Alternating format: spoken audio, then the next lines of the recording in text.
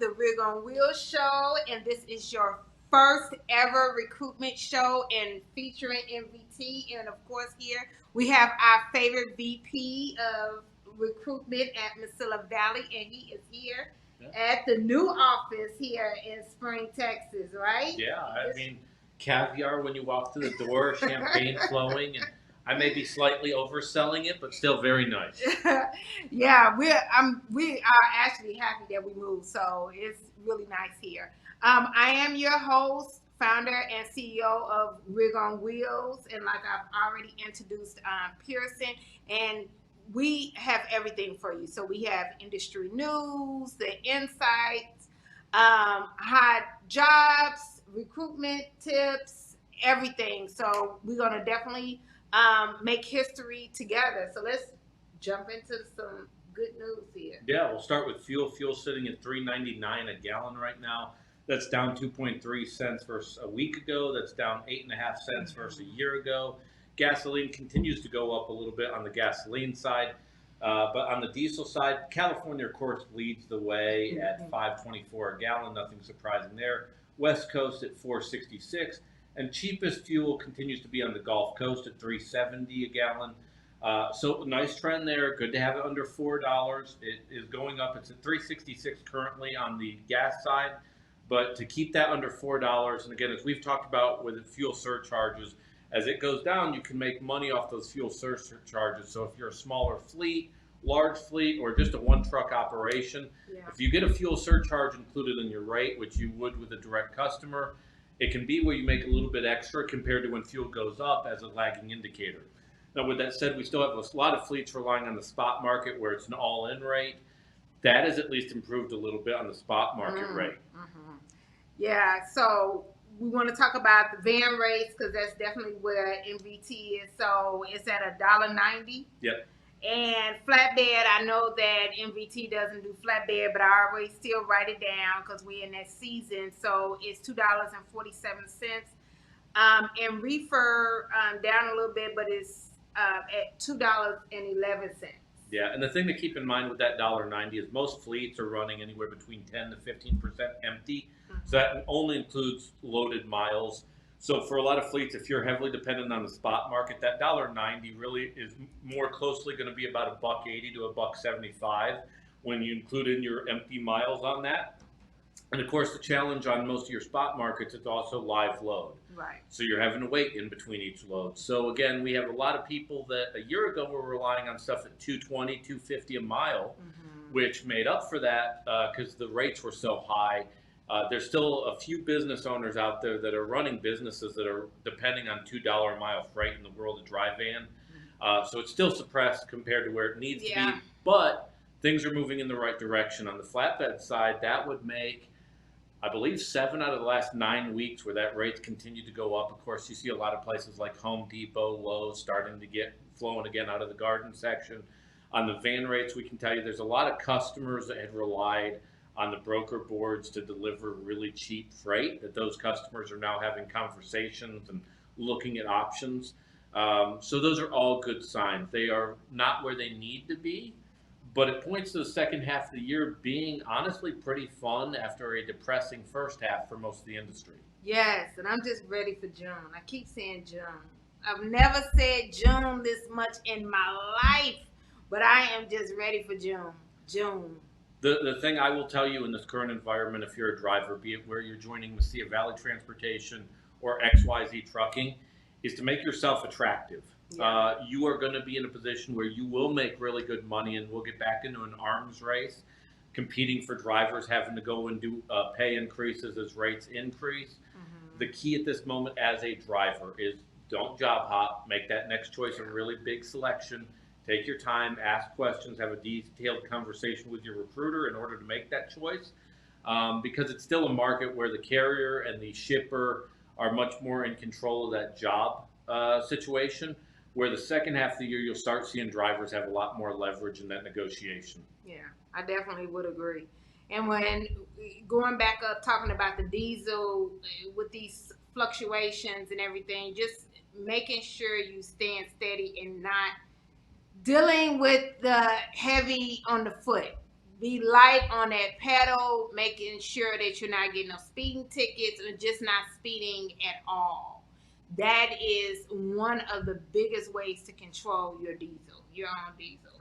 And look, I know the old adage in this industry is miles equal dollars. That is not the case. It is what is your time and your effort worth.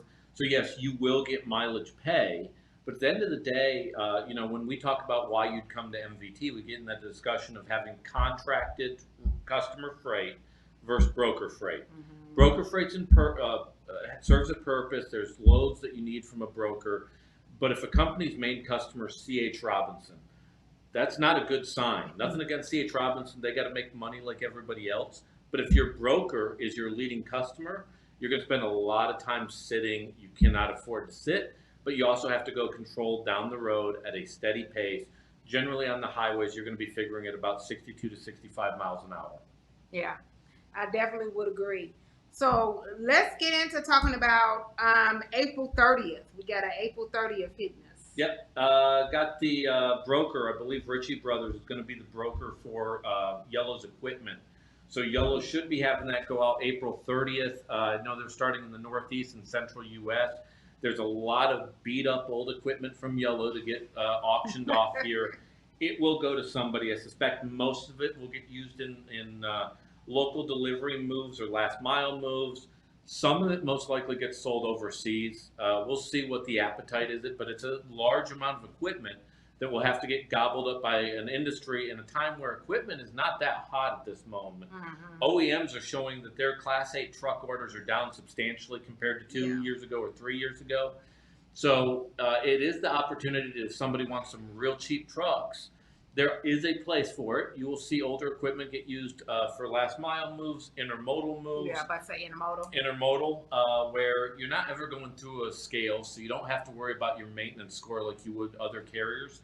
But with that said, I suspect a large percentage of it gets sold off either into Africa or parts of Russia.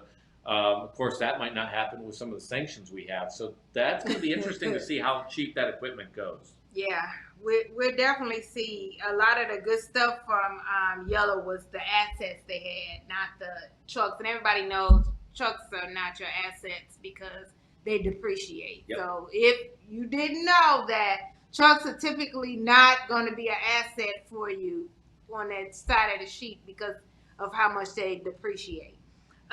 So now let's get into talking about this clearinghouse and where we still get this hole, even though the FMCSA is trying to fix it, and they're going to fix it for us. They're going to fix it.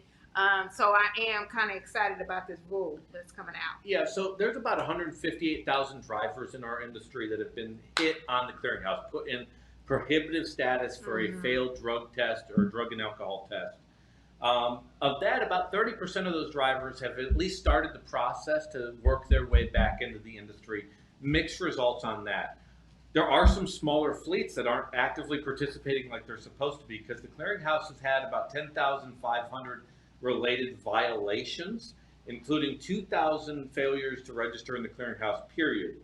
On the roadside last year, almost 5,400 drivers were placed out of service for violations in the clearinghouse, meaning prohibited drivers were still driving, still actively driving. Yeah. Currently, if you go to a weigh scale, they can catch that. They can run your clearinghouse at the weigh scale, and a DOT officer will, hey, you're not supposed to be driving. You're in a prohibited status at this moment. If you get pulled over by Barney Fife, he's not running. He's not running your stuff. He's just not running that information, so he doesn't have that visibility. Starting November 18th, though, that will take place to where it will report to the DMV. So if you're on the road driving and you get pulled over, they'll go, wait a minute, you don't have a CDL because you've been downgraded. So if the clearinghouse don't get you, if the PSP doesn't get you, what will end up happening is you'll get pulled over for an unrelated reason. It could be speeding, it could be they had a light was out, and they'll go, wait a minute, you don't have a CDL, which brings us to the calendar because we got that safety blitz coming up in May. Right, in May is the safety blitz, so it could just be a regular road check from the 14th, 15th, and 16th for the international road check that's going to be North America. So there's Canada, United States, and Mexico. So if you remember from last week with Nimmer, Josue, and I talking about the two things, the air brake checks and then the clearinghouse, the drug and alcohol clearinghouse that we talked about and everything. But like you were about to talk about is how it's still that amount of fraudulent carriers that have not actually put their drivers into the clearinghouse, so they're... Well, so what's going to happen here is, as a carrier, if you come and fail a drug test for me, I'm supposed to report that within 3 days. Now, it used to be I could fail a drug test at XYZ Trucking, and if I hurried up and got hired the next week, I theoretically survived. They're now cutting that loophole out. As a carrier, I am going to adhere to that 3 days. Meaning, if I get a failed drug test, I'm going to have it on the clearinghouse within that 3 days. Additionally, you as the driver, because of that 3-day window, won't have time to go on to your next carrier. Your next carrier will have run that clearinghouse by that point and would have already seen that. So that by November 18th should be cleared up. They suspect that this probably impacts another 50 to 60,000 people. They don't really know the answer. It will be a large chunk of drivers. Now, granted, we have 3.5 million CDL holders in this industry. About 2.1 do what we do, Class 8 trucks, full tractor trailer. So it's not the end of the world, but in a world where we tend to be on a really tight leash as far as the amount of capacity, that will drive up those broker rates that we were talking about that are sitting right now at $1.90. So if you take away, let's say 10 to 15% of the capacity, that's worth pushing up that rate by itself up to $205, $210 a mile. It's not the worst thing in the world for us. It makes my job and Kameel's job a little more stressful as we look for potential drivers. But there's a big chunk of drivers that, look, if you're going to fail a road test, this is not the industry for you. If you're going to fail a drug test, this is not the industry for you. If you're going to drive dangerously and put other people at risk, probably not the job for you. So as a good driver, as a professional on the road, this is technically a really good thing. Yeah. However, that's coming, and so, if you know anybody that fits that bucket, or as I would tell any driver, if you know you have a problem, I'd probably seek help, because it's much better for you personally to seek help than for the industry to do it for you. Right. And it's about being a professional driver. So basically, the things that you just mentioned, it's not the only things, but the points that you just mentioned is about being a professional driver, right? And then definitely, I like that the FMCSA is not allowing the fraudulent carriers. Me being a third-party recruiter, I get tired of the drivers being the only ones that are being punished or having to take all of the weight. Yeah. Now the carriers, and it's typically a lot of the mid to small that are doing this. The megas tend to make sure that because they get audited, it's a lot more departments that they have to answer to. I guess I should say it like that. But they're going to have to, or definitely put their drivers into the clearinghouse like it should have been done a long time ago. Yeah, a lot of carriers have what's called plausible deniability, where out of sight, out of mind, if I can claim I didn't know, I can't really be taken task for it. That is not the case anymore. They will know. They'll be required to run it. If they didn't run it, they most likely will get closed down fairly quickly at this point. And so this is where both the driver, when we first got into a lot of stuff with weigh scales And a number of the tickets, the driver had a lot of accountability where the carrier had very little. In actuality, that's evened up substantially. Carriers are now held to account because of their CSA scores. They're held to account that your PSP points are their PSP points. They share that from a maintenance score standpoint. To where you'd have a dispatcher telling you, I know you're overweight, run it anyways, and we'll pay the ticket later. Well, that didn't do you any favors. They may have paid the ticket, but it was still on your record. It's hard to do that now. We're intertwined. That is a good thing. The challenge for drivers in this is most drivers, like most office personnel, they're not legal beagles. They are not attorneys. Yeah. And so this all can be a little confusing whenever there is change. The key thing, if you manage yourself, if you manage what you do and act as a professional on the road, it should not be scary. And the fewer that are allowed to do it unprofessionally go away, we all make more money because of it. I like that. Yeah. I like that. And I like the fact that if any issues is spread across the board. It's not just heavy on the driver, but the carriers are there and it's check and balances. Well, and I get a lot of drivers that ask me, hey, how come I got rejected? Why am I not allowed here? Why am I not allowed here? One of the things that a lot of carriers learned in 2018 was when we had those two major lawsuits in Texas. One was a large mega carrier. One was a smaller carrier that no longer exists at this point. But the reason why we had those $100 million lawsuits is they had written policies. We do not hire people if they have this, this, and this. And then they hired those people. And I don't know about you, but if I'm responsible for bringing a $100 million lawsuit to MVT, I'm probably not on this episode next week. I'm going to have large scale issues. And so as a driver, there's not a lot of wiggle room in this hiring process, especially at this moment. Carriers have their truck filled, or a lot of carriers have their truck filled, not all. The key thing, though, is recruiters are very tied into, I can only take a square peg and stick it in a square hole. I can't have that other way around. And so one of the things as a driver right now is you've got to watch your record, because at this point on the clearinghouse, this will not end here. There'll be other parts that a driver's held accountable to and a carrier's held accountable to. Between CSA, between PSPs, between the clearinghouse, as we've talked about, whenever the ATA or OIDA have to go out to Washington, it's worried about what comes next. There will be a next, but as a driver, if you protect your record, your background, and you're careful out there and act professional on the road, it will be difficult because of change, but you'll be fine. I love it. I love it. So what we're going to do, Lissa, let's go to our first commercial. And then when we come back, we'll jump right into the hot jobs. As we always say, MVT has a lot of jobs available, but we definitely have 3 really, really good openings for you guys. Okay, so Lissa, let's definitely go to our first commercial.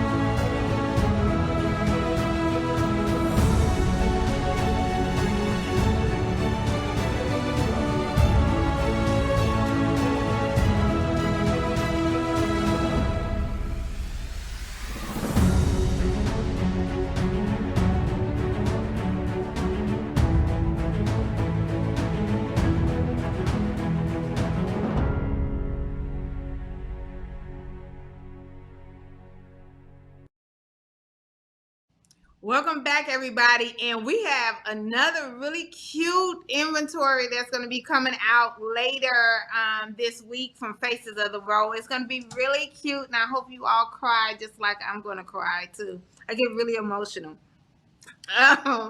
So, Lissa, you're going to get emotional too. Pierson is going to be crying. He's already going to be emotional. I'm an emotional guy. I don't know what to tell you. Yeah. So let's jump right into it. So, Lissa, if you can pull up Division 230 for us on the screen. Look at there. I touched awesome. Division 230, averaging about 1350 to 1650 a week, really based off of experience. We require at least 6 months of experience running full tractor trailer in the last year or 1 year in the last 3 years. This is a nice division from a geography standpoint. Tesla is going to be the big account here, though we will mix it with about 40% other freight direct customers. Running the Southeast U.S., we're always looking for drivers out of El Paso, Texas, and San Antonio on this, but we've also expanded it, doesn't show on there, but we've also expanded it out to Laredo, Texas.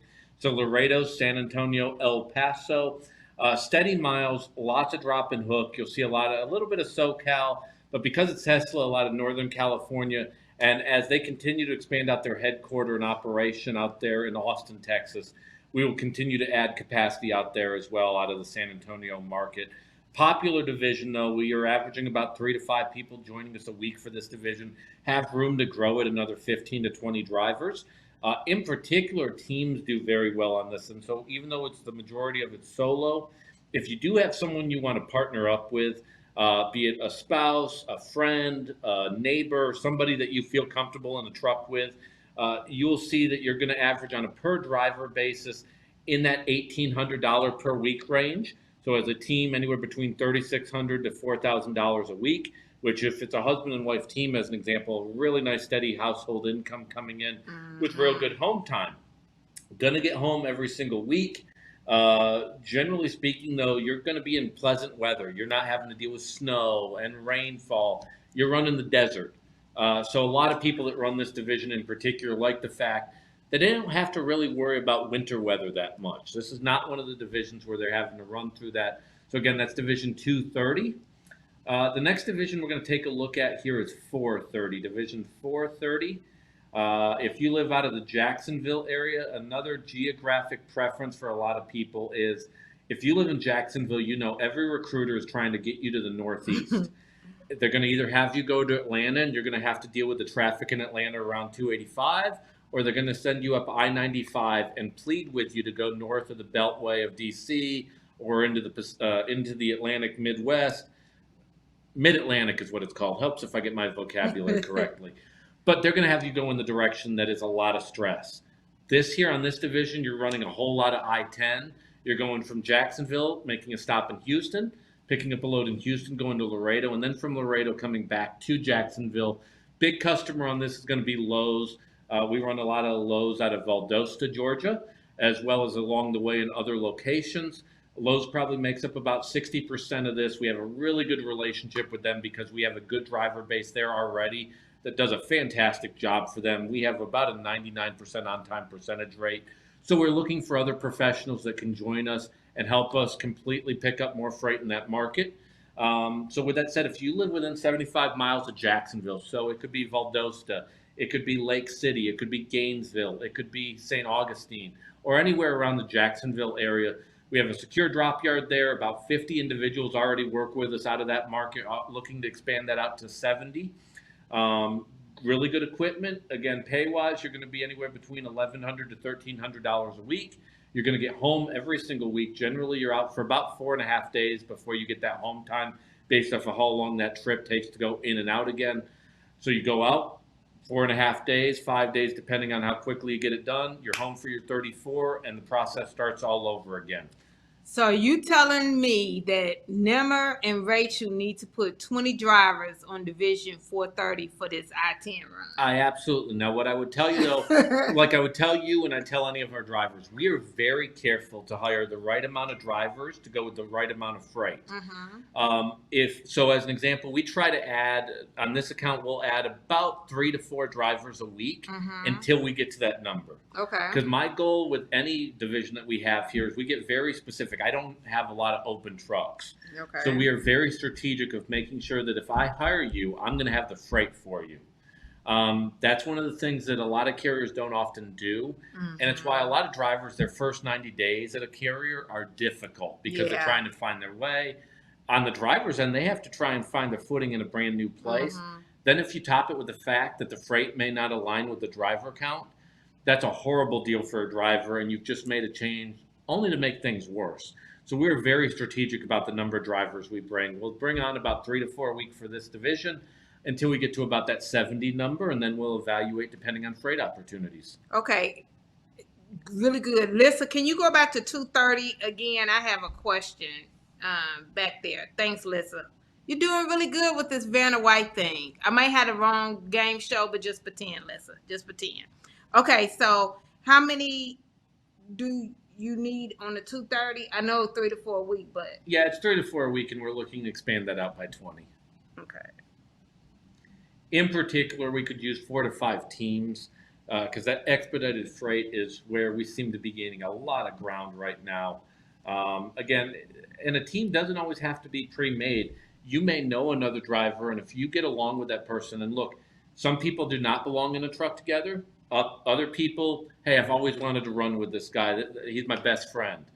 So if you have a team, it's a really good division. We can take a team on almost any division that we have, but 230 is a really good division for teams. Okay, so Deborah, you hear that? 4 to 5 teams Pierson needs. Okay. And then, do you know what I know you know what customer. Are you at liberty to tell us what customer? Oh, no, the main customer on this is Tesla. Okay. Okay, and now, Vanna White, if you can go to 440, is that the game show? This would be.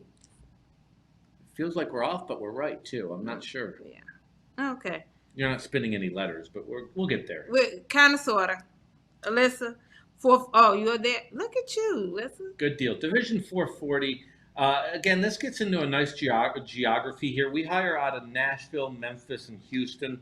Out of these markets here, we're running out of Texas, going up into the southeast U.S. We're going to see some of the Carolinas. We're going to see Central Tennessee, a little bit of Kentucky, and then we're heading back down into Texas. Could go as far south as Laredo. Again, our big spots are going to be Houston. It's going to be Memphis and Nashville. Pays anywhere between $1,100 to $1,300 a week. Again, really good weekly home time. Route takes 5 to 7 days. We have a really nice secure drop yard in all those locations and a terminal there in Nashville. So if you're out of Memphis, you're going to do orientation in Nashville. If you're out of Houston, we're most likely going to have you do orientation out of Laredo, Texas. This division here is a mix of about 18 different customers. Okay. And this is what we talk about, the advantage of engineered lanes versus dedicated. Dedicated is generally one customer. Doesn't mean that you're always going the same direction. It may be one customer. And so what I will tell anybody is, if you like the customer, that's fantastic. That is great if you like the customer. If you don't like the customer, that's the job. With dedicated, it is a dedicated customer. On this division, there's not one single customer. It's technically a mix of about 18 different customers that we work with directly here. All those customers we've had for at least 10 plus years. So they're customers that know us. They've seen our trucks. They know what we do. The nice thing here is if you don't like one customer, there's 17 other customers. So that's the advantage of an engineered lane, or some carriers will call it an optimized lane, is you're running the same locations over and over and over again, which allows you to be familiar. Where do you like to stop? Where do you don't like to stop? You can pre-plan more efficiently because you know, hey, if I'm coming into Houston at 3 p.m., that's probably not good for me. Let's see if I can pre-plan this out versus when the delivery is needed. So one of the things you'll find on this here, really good customers, really been with us a long time. All those customers have been with us 10 plus years. And some growing opportunities. We've had some wins on the sales side without getting into detail out of the Carolinas and Nashville.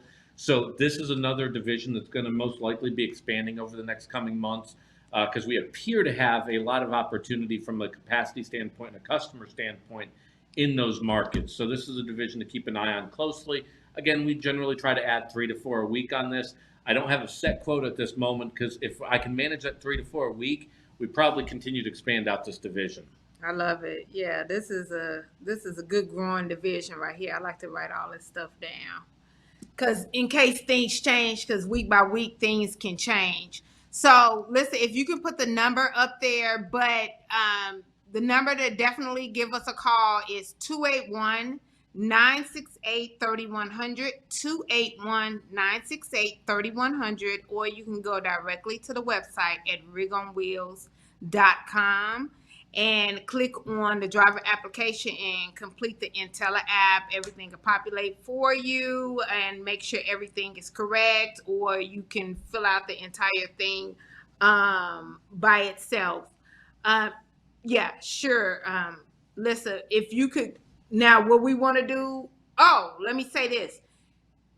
MVT has a lot of other jobs available, and if these jobs don't fit you, we do have other companies as well, but MVT has a lot of other jobs available.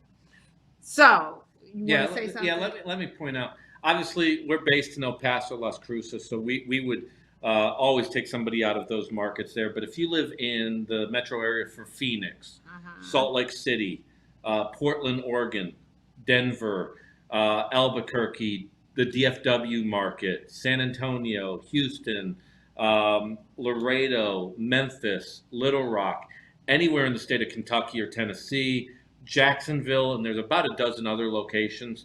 Do not be limited to what you saw as the hot jobs. We always have about 18 different divisions available, and then you have an extensive client base with about 40 other carriers. So the nice thing is, if you don't fit for MVT or we don't fit you, the nice thing when you talk to Kameel's team here is they're going to have a lot of questions. They're going to want to know a lot about what your wants and needs are, because if you're not a fit for MVT, chances are they do have the fit somewhere along the line. Absolutely. So definitely give us a call at 281-968-3100, 281-968-3100, or like I said, go directly to the website at rigonwheels.com. Okay? So listen, if you can go ahead, take us to commercial. When we come back, we are going to talk about winning the car and the leaderboard. Absolutely. Okay? All righty. Mi nombre es Carlos Vázquez, tengo trabajando 3 años aproximadamente y somos B1 y andamos en territorio Estados Unidos. Lo que me gusta de MVT es que tiene buenos viajes, buenos camiones y muy buenas millas. Mi comunicación con el despacho es muy buena y todo eso, y siempre están a la orden del día. ¿Qué pienso del equipo de los camiones? Pues que están muy bien y les dan sus mantenimientos, sus PO y todo lo demás, alineación y balanceo, todo, cambio de llantas y excelente servicio. La compañía cada trimestre regala un auto para los operadores. Me motiva pues a crecer más como persona y pues, para dar el 100, como dicen, para la compañía.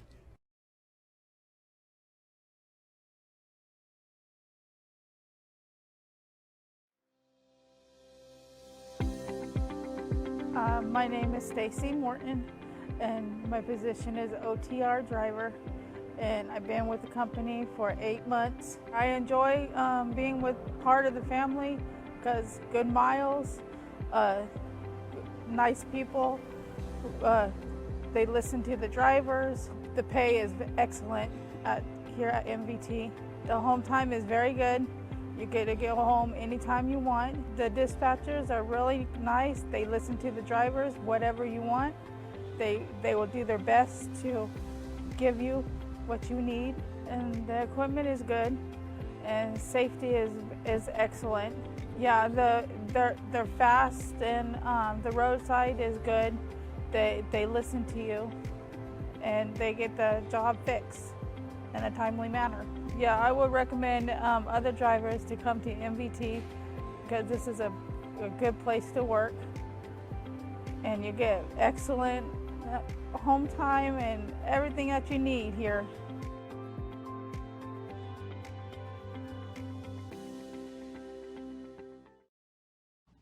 Welcome back, everybody. Welcome back. Okay, so Pierson is going to take us through the fuel. Take us through the whole thing. Yeah. So we're real big on fuel here. There's a couple ways as a carrier. Once you bought the truck and you got the customer, you got to save money here. This is a tight industry where the pennies equal dollars. And there's 2 ways you can do that. You can do it with fuel, or you can cut driver pay. Now, we're not going to cut driver pay. That's not even been a conversation while freight levels have been shaky in this industry. We have never had that conversation. But you can do it on fuel, and fuel economy is a major deal, especially if you start having 1,000+ trucks. So in an industry that averages 6.5 miles a gallon, we average about 9.5 miles a gallon. There's a number of reasons for that, but the biggest contributing factor by far is driver behavioral trends. So we reward those that reward us with good fuel economy. We have great equipment. There's a lot of benefits to the equipment that we'll get to later on here. But from a fleet standpoint, we give you the tools and resources to do the job effectively. And so last month, as an example, our best fuel economy was 12.6 miles a gallon. The month before that, it was approaching 12.7. We work with our drivers to do that. So as our drivers end up getting the best fuel economy for the quarter, at every quarterly driver appreciation event, we reward that person with a brand new car. So as an example, we had a team that had been in the industry all of 9 months that got the award a couple quarters ago, averaging 12.4 miles a gallon. They ended up taking cash value because you can't cut a car in half. That's what I was about to say. It How depreciates. Did you cut it depreciates. I thought you sawed the car in half. No? It would have made quite the video, but yeah, It would have depreciate the value quickly. So we split the money. But generally, it's a 2022, 2023 Nissan Sonata. We're going to give another one away coming up here in May for the previous quarter. So looking forward to that. Additionally, whoever has the best average for the year is going to get $25,000. So we do that every single year. We used to give away a Harley Davidson. Did not work out well because not everybody wants a Harley Davidson. With that said, that $25,000 goes a long way. There's no limit. You could theoretically win a car and win it again and again if you can do it over and over again. But there's a lot of competition. The drivers take this very seriously, and so do the fleet managers. Literally, you can see where you rank. And so if you want to improve on your fuel economy inside the cab on our communication platform, you're able to see specifically what your miles per gallon are and where you rank versus the other drivers in the company. Additionally, you can go into any of our terminals, and we have it up on the wall. Every Monday it's updated so you can see where you are in the pecking order of who has the best fuel economy out there. I can tell you it is not divisional dependent. Every division that we have has had a winner on a quarterly basis. So there's not a division that you're at a strategic disadvantage. The key is understanding if you're running Division 230 as an example, take advantage of the Santa Ana winds and ride that fuel economy going back east.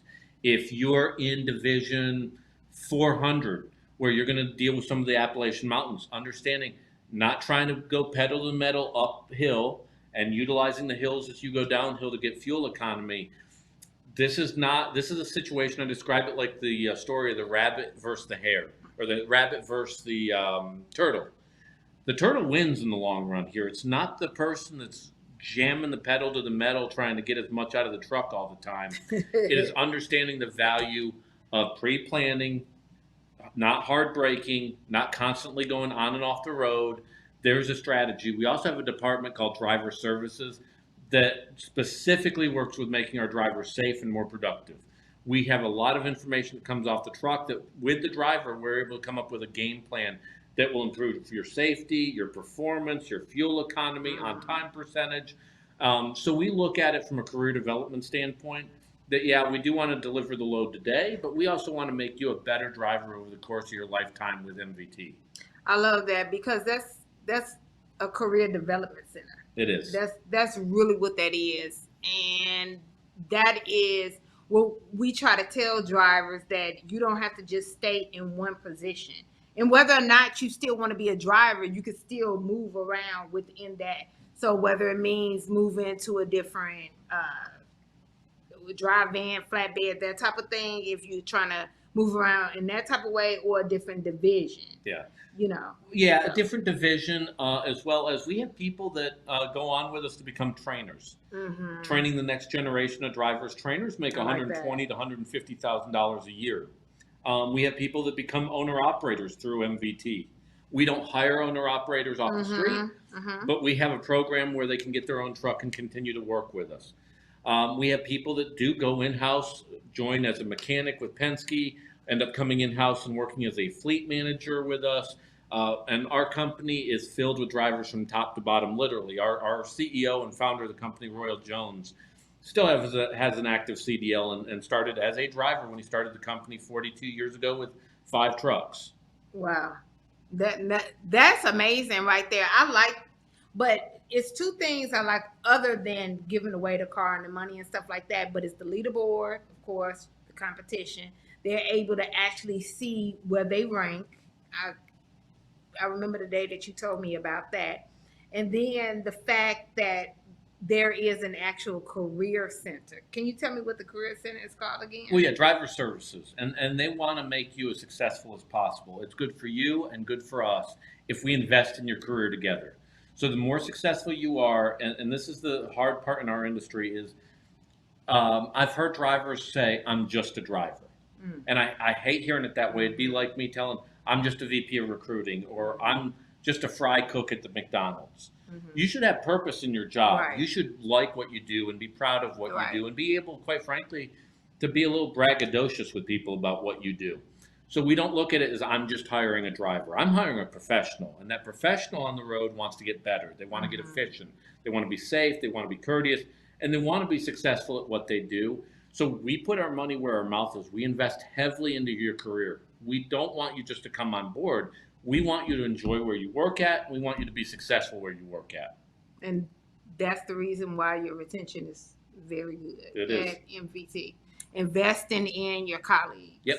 Yeah. Just like you would any other position. It doesn't matter if it's an office position or a driver on the road. A lot of companies have these silos where they view people differently depending on what they do within the company. The drivers have the same career advancement opportunities as somebody working in HR at this moment. Yeah. Well, I have a question. Drivers have been asking our recruiters this about different companies. So since you're here, we're going to ask you, why don't you have a lot of freight or any freight going to California? So we do. We do. Some companies don't, but we do. There's a lot of business disadvantages of operating in California. California is a hard state, not to go down too much of a political wormhole here. California can be a very hard state to operate, and I'll give you a couple of examples here. If you have an HR person in California, you don't have that same HR person because they need additional certifications above and beyond. If you have a driver in one market versus another, having employees in California is difficult. It's not that you don't want to hire out there, but there's a whole lot of legalities that come with that.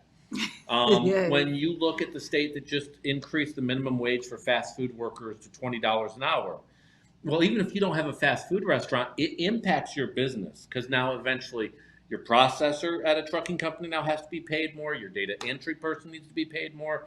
And essentially 6 months later, everybody's paying more for stuff, but no one's gotten ahead. Nobody. And so it's a hard state to operate in. There is freight that comes in and out of the ports. The Port of Los Angeles and Chicago go back and forth as far as the biggest freight markets in the country. Chicago's not exactly easy, but you can get freight in and out of there fairly quickly. Getting freight in and out of the ports can be a chore. Right. Now, they have adjusted some of it where they'll do local moves, and the Inland Empire has grown substantially as far as warehouses. But now that's starting to be slowed down through regulation and being able to get in and out of there. Yeah. It is a tough state to operate in. And if the money's not there to justify the risk versus reward that companies have to go through, you'll see a lot of companies try to avoid the state entirely. We have local drivers that live in California, but outside of that, we don't really hire in California. And unless we have specific customers that have a need that goes there, we try not to deal with it because there's not enough upside. Now, we're fortunate. The vendors that we have out of that area, Lowe's, Tesla, some other companies, they are extremely adaptive to us as a carrier that in order for us to provide them with the service that they need. So part of it comes into having a partnership with a customer based out there that will help you work through those hurdles. Now, for a lot of companies that deal with owner-operators, it's a whole nother story, and that gets into a bill called AB 5. Yeah. Which defines what you consider an independent contractor.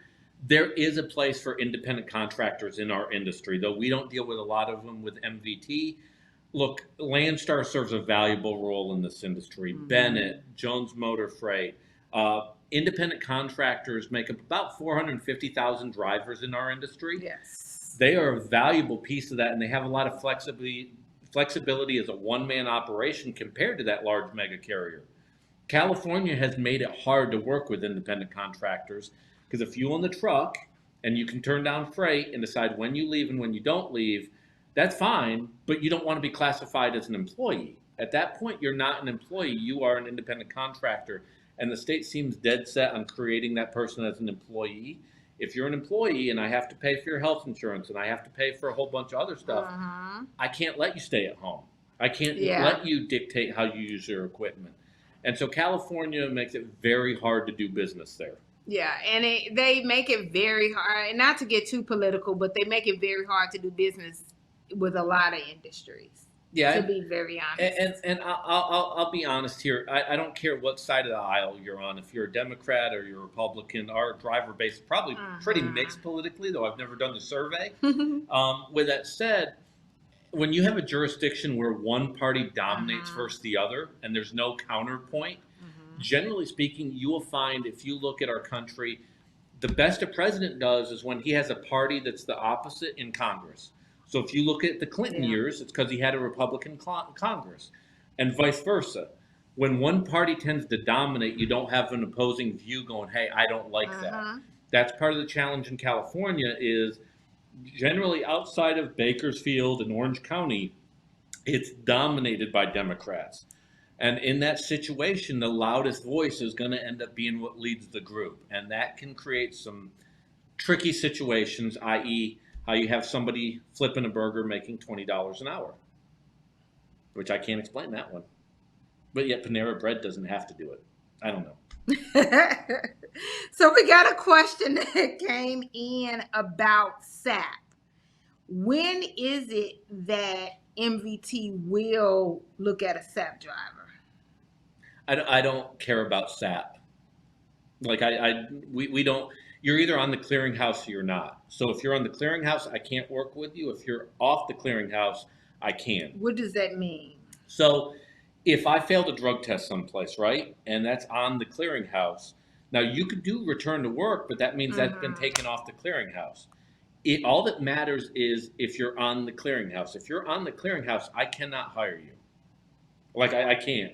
Or if your PSP shows that you were driving when you weren't supposed to be driving because you were on the clearinghouse, that's another issue. But if you're on the clearinghouse, so the question is, did you fail a pre-employment drug screen or did you fail part of the random testing pool? Because everybody has their random testing pool. If you failed or refused or no-showed and it's gone on the clearinghouse, I can't move forward. Okay. Which is what the carriers that are not at that will be at that by November 18th.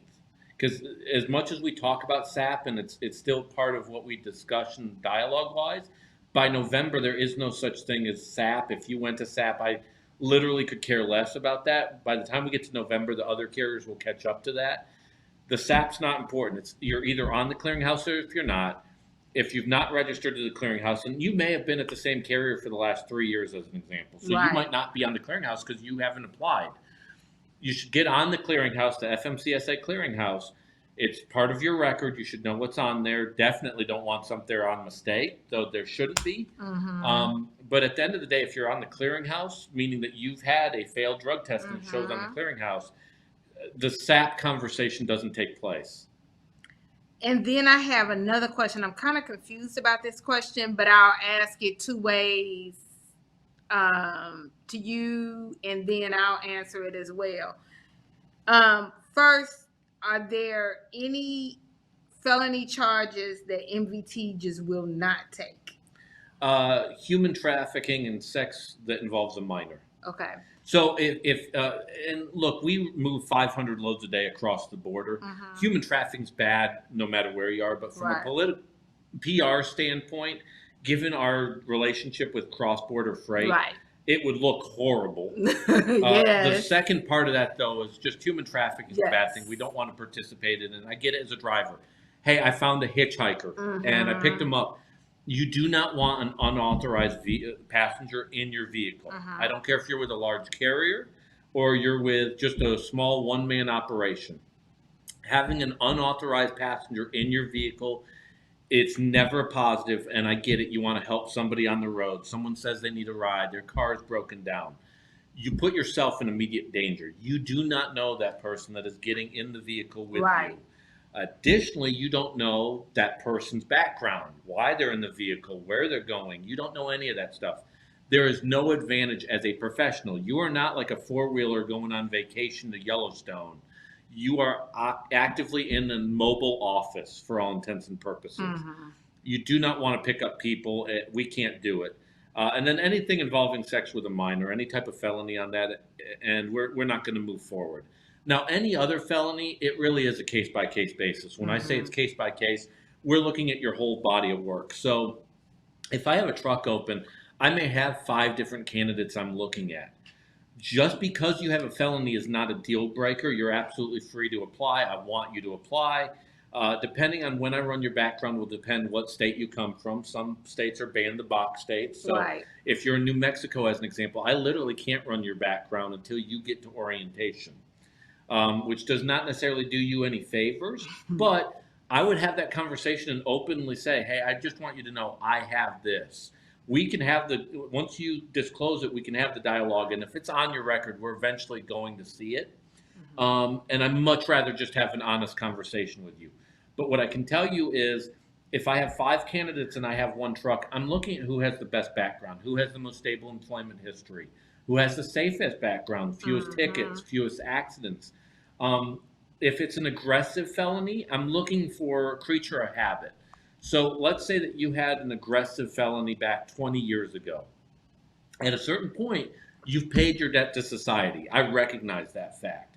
And so it really looks at your entire body of work. So let's say that you don't have any tickets or accidents. You've been at the same place the last 3 years. That aggressive background 20 years ago becomes much more of this person was young. They've made a mistake. They've paid their debt to society.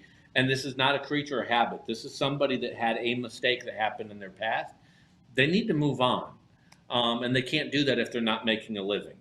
Now, on the flip side of it, where I will tell most drivers, and this is with a lot of companies, is if you have that aggressive felony or a violent felony, you can't afford to have a speeding ticket every 2 years. And then a failure to obey sign. And then some, because at a certain point when, one of those lawyers with the billboards, the jackhammer, the strong arm, or I'm going to throw the truck guy, that guy is going to go and get a company in deposition and go, now this was a creature of habit. This was a person that had a violent felony. There was a pattern there. So that's the key is this industry is still a valuable outlet for people that don't want to go back to jail or don't want to go back down a pathway to a bad life. This industry can still be that for somebody, but your record becomes really important. Yeah. You can't afford those speeding tickets. You can't afford to have failure to obeys. You have to make sure that your record stays clean, and that becomes a one-off scenario, because then a company can take a little risk there and say, we're going to give this guy a second chance. So what I can say is when we have companies, and like Pierson said, we recruit for quite a few different companies, and we have companies that say that certain felonies or certain criminal records will be, looked at manager's discretion. My thought is, and what I tell the recruiters, we have to make it make sense. So if you have a certain felony and then you see a pattern of other behaviors, that's not worth turning it in, because that's taking up the time for somebody else that might have that same felony, but they don't have the pattern. You can have a felony, but then if you have a pattern, you're still getting in trouble. You're still feeling that you can get away with stuff, even if it's speeding ticket. It doesn't matter. You're still getting in trouble. And if in your mind you feel like, oh, it's just a speeding ticket, you're not understanding. You're not comprehending what the situation is, which is fine, but we have to move past that. And so this is what I tell the recruiters. We have to make it make sense. If it doesn't make sense, don't turn it in, because we are taking up the time and opportunity for somebody else that can literally get their job. It's only so many trucks. So don't turn in an application and waste the internal recruiter's time or processor's time when it could have gone to another guy or another driver, another female. It doesn't, another them. It could have gone to someone else that had the same situation without the patterns. That is a big deal. Now, the same person wrote in again asking And I guess in some states this can be, I just don't know. And I guess I do know because it probably is Ohio or Pennsylvania. I'm guessing this person is from. Each region has their way when it comes to different misdemeanors or felonies. But a non-violent domestic felony. Yeah. Again, we look at the entire body of work. So an act of violence by itself is not necessarily enough. It's looking at the entire body of work. And this is the hard part as a candidate applying for a job, and it's not just truck drivers, it's anybody. When you apply for a job, we live in a very litigious world where you really want an answer. If someone said no, you want to know why. Like, why? Why'd you say no? Sometimes there's not a clear why because of the nature of what it is. And what I mean by that is if I have 5 candidates and I have 1 truck, I'm going to have to make 4 people unsatisfied. There may be an individual that honestly I wanted to work with. I didn't have the truck available. There was 1 job. And so that's the key thing here is it's not, we are used as an industry to hiring to infinity. We're used to all the companies having hundreds of trucks sitting on the fence. And the problem right now is there's a lot of companies that may have a handful of trucks and they have 50 people wanting to come to class and they could only choose 5. Sometimes you're going to get, I'm sorry, we decided to pursue other candidates at this time, but we wish you the best in your future endeavors. I know that's not a satisfactory answer. You don't want to hear that. Sometimes there's 1 job and 5 people applying. If you're hiring a VP of recruiting, when I came to MVT, I'm probably guessing there was 8 other people they talked to. That meant 7 other people had to be talked to and told, we decided to pursue another candidate. We wish you the best in your future endeavor. I know it's not a satisfactory end to relationship. You want to end it on the best terms possible. But that's the industry that we're in right now. And as drivers, we got used to it. Since 2009 or so, there was always a bunch of trucks sitting out there. So most recruiters just hired to infinity. And you know it on your end. Your recruiters are used to just hiring. Just keep hiring. Keep hiring. We don't live in that environment currently. And so as a driver, you may honestly not have that bad a record. It's just you have 5 people that beat you out for the job. And it's unsatisfactory. The big thing right now is once you get that job, the other thing is hold on to that job. Be patient. Give it time. Over-communicate with your dispatcher. And in particular, even though you may have been told no 1 or 2 places, have that longer and honest and open conversation with your recruiter so that they can set you up for success no matter where you go. Yeah, I agree. What I always just tell people is think about it as a corporate job now. It's not that you didn't qualify. It just might be someone else that is more qualified. That's literally, and that's how it works in a lot of different industries, a lot of different professions. And this is where the value of Rig on Wheels kind of comes into play on this. If you call me direct, my recruiters are hiring for MVT. If you call Rig on Wheels, because I get it, if you're on the phone and you're talking to recruiter after recruiter after recruiter, it is a long, grueling process. You get tired of having the exact same conversation over again. And at a certain point, you feel like you filled out the same exact application over and over again. Where if you talk to Rig on Wheels, you can knock out about 40 at once. Because they're literally going to ask, what do you like to do? What do you not like to do? Let's talk about your background. There's some questions from a legal standpoint that Rig on Wheels can ask because they're not hiring somebody. They're placing somebody someplace that theoretically I can't ask you. I literally have to wait till later on in the process. But you can have that open discussion with Rig on Wheels. And I hope that it's MVT, but it might not be. It may be a company that, hey, you know what?